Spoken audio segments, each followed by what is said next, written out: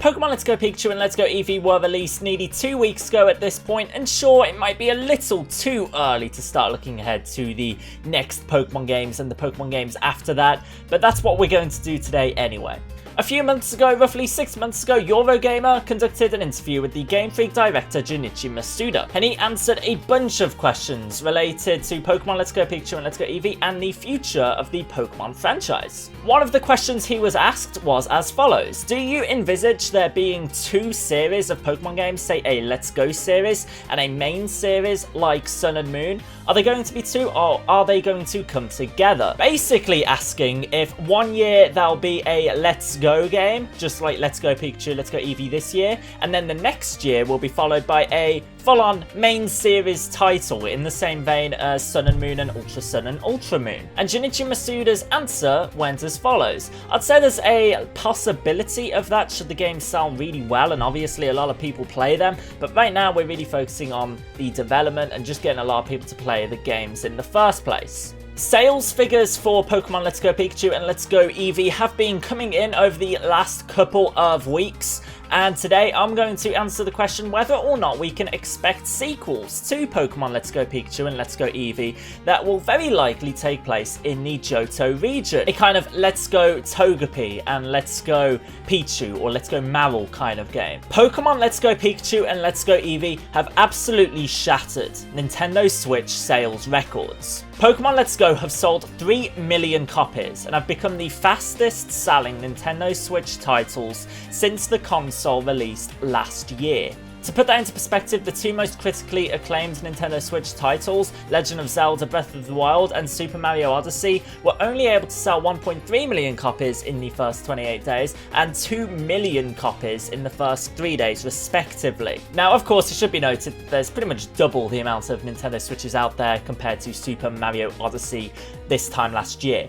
And this should be noted that this isn't even accounting for digital copies. There's no way to allocate data for digital copies until Nintendo themselves actually release that data. With nearly 22 million Nintendo Switches out there right now worldwide, that means the Pokemon Let's Go Pikachu and Let's Go Eevee roughly have an install base of about 15%, also taking digital sales into account. 15% of all Nintendo Switch owners have purchased Pokemon Let's Go Pikachu or Let's Go Eevee within the first week of it being out, which is insane. It's even more insane when you compare it to previous Pokemon games. Pokemon Let's Go Pikachu and Let's Go Eevee have been wildly successful. So much more successful than I thought they were going to be.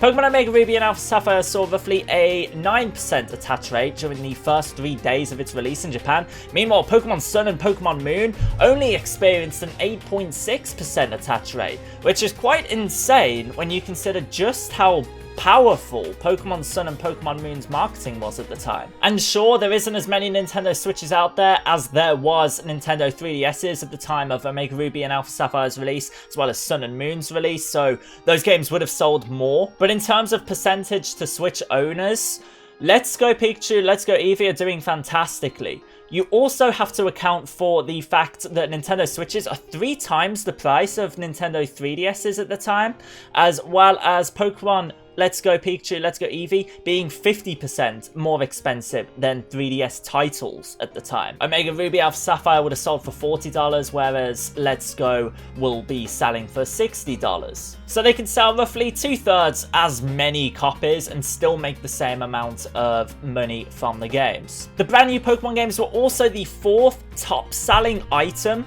period, during Black Friday sales. And considering the games didn't receive any kind of discount as they were only a week old at the time, and the amount of competition they've had from AAA releases throughout the course of the last couple of months, Call of Duty, Red Dead Redemption 2, stuff like that being released very close to Let's Go's release date, this is incredibly impressive. Nintendo Switch sales have tripled in Japan throughout the course of the last couple of weeks, as Pokemon fever has absolutely taken over the region.